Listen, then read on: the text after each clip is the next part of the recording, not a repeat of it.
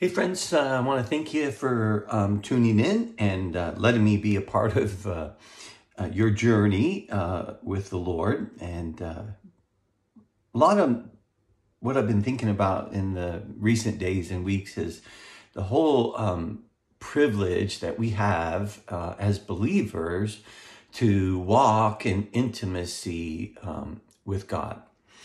We're no longer debtors to the flesh, Paul says, but we have been brought alive by the Spirit of God. And so we need to really be conscious and intentional about living in a dynamic relationship with the indwelling life of God. He lives in us, and we don't need another man or person to tell us what the will of God is or what to do, but we allow the living word to interact with the written word so that we can hear his voice guiding us, directing us, prompting us. And that is our great privilege as the children of God. And I hope that you will go on a wonderful journey of walking in the Spirit, walking by the Spirit,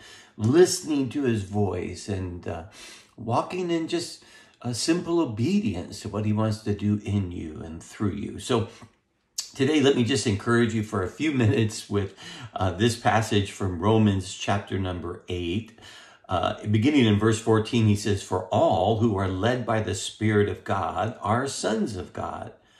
For you did not receive the spirit of slavery to fall back into fear, but you have received the spirit of adoption as sons, by whom we cry, Abba, Father.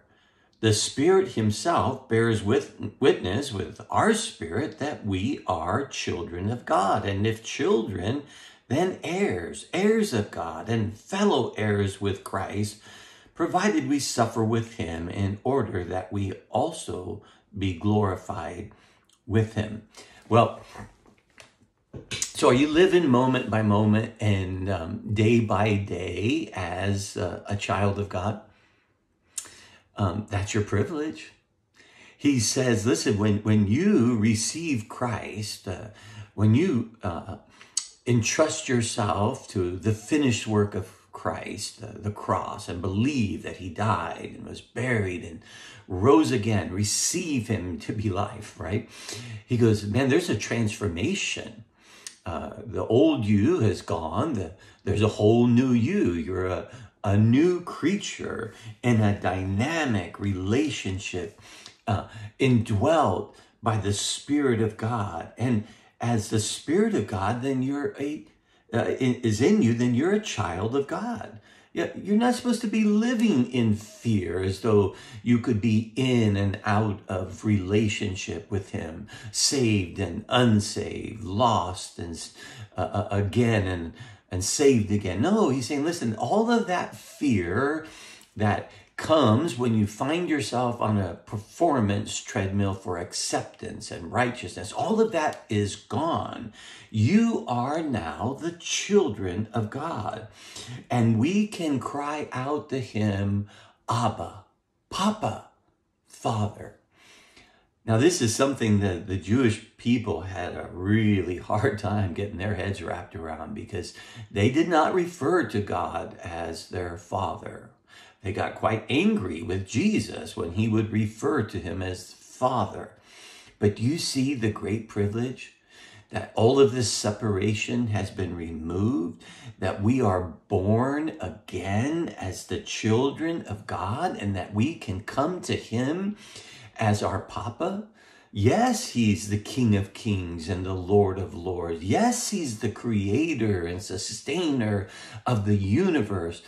Yes, he is all holy and omnipotent, but he's your Papa. And so you have a special relationship with him. And his Spirit in you is going to bear witness with your spirit that you are the children of God. So learn to be in tune with his Spirit, to hear his voice. Because if you're a child of God, it just gets better and better. Because not only are you a child, then you're an heir. And that means that your inheritance is God. Everything you need, you have in him. You need righteousness, you have it in him. You need holiness, you have it in him. He has given you abundance, abundant life, overflowing life, because you are a joint heir with him. Now, that's all good news. And remember this, a part of being identified with a rejected Messiah is that we will suffer. And that suffering is not lost. It's not wasted. Because suffering for the cause of Christ, as one who is identified with the rejected Messiah, also means that we will be glorified with him. I know that we don't look forward to suffering, but it is that suffering that reveals the insufficiency of self-sufficiency and reminds us that we are completely dependent upon him. But friends, he's not distant to you. Even in suffering, he's with you, in you, and he will be glorified, and you will be glorified. So today and every day, live as a child of the King, beloved, and we reverence him, but we know him as our Abba, joint heirs with Christ. That's your great privilege. Live there today. Enjoy it. Pass it on. And remind everybody you know in Christ that, hey, you're a child of the King. So live there. Love you.